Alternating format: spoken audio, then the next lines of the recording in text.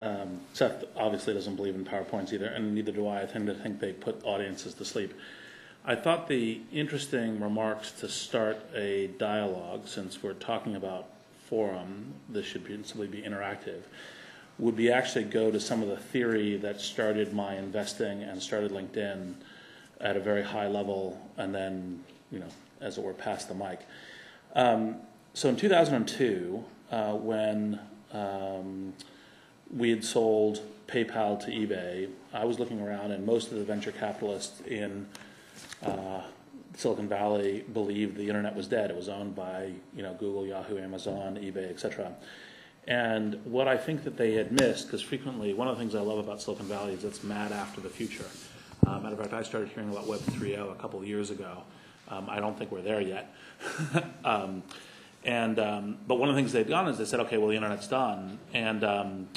And actually, in fact, it was predicting it too early, because what the cycle that we're in is now that everyone is with their real identities and their real relationships online, what kinds of applications and what kinds of results come about as a function of that.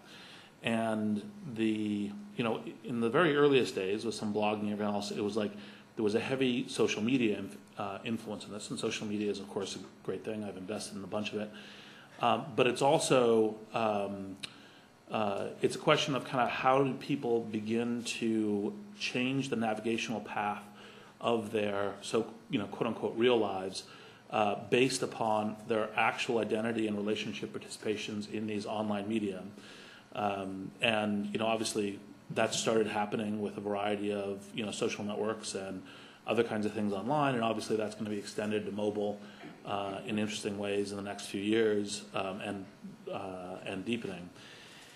And so I decided that was actually a transition we're about to have, and made a lot of internet bets. Basically, other than a few clean tech bets, that's all I invested in. Now, how that led to LinkedIn is that my reasoning was that people would first see the social and entertaining and kind of lightweight, almost kind of like game-like connections with each other. Everything from photo sharing, which was an investment in Flickr, part of the investment in Facebook, to kind of like to some degree status update play and that kind of stuff is to some degree frequently almost game-like in its mechanics. And I went, all right, so that's the kind of part that's going to take off soonest. It's going to have broad range.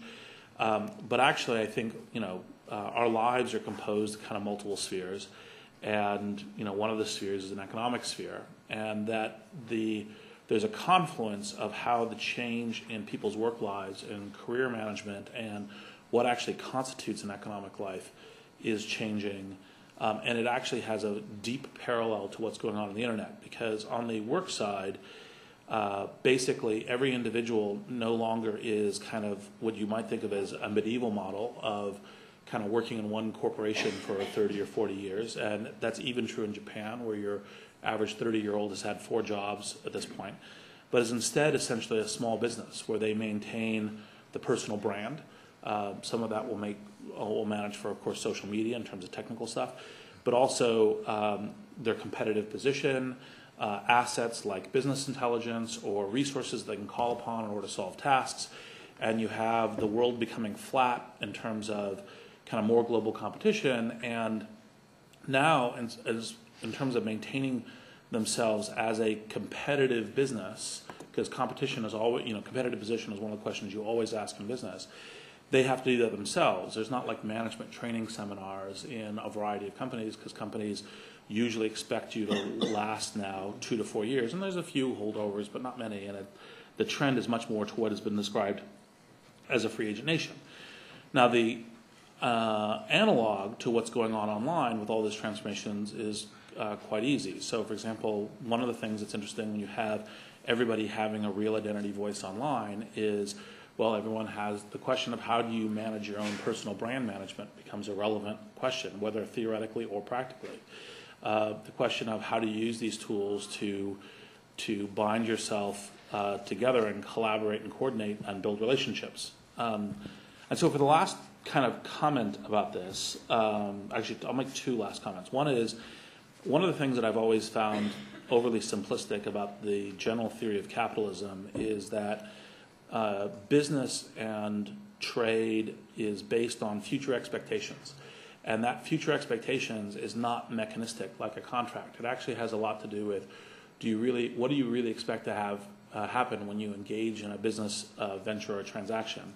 And people are not, one of the reasons why, for example, a lot of employment happens through referral and through other people is that people are not mechanistic components, they're more organic components. And so how those ecologies come together is much more of an ecology than a kind of a factory or a mechanical system.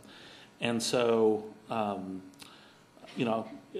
I think one should always be a little cautious about prognosticating the future, because usually the future is sooner and stranger than you think. But I think that actually we're not just in a social media and internet revolution, but there's also a changing revolution about how all of our economic lives live and how they weave together.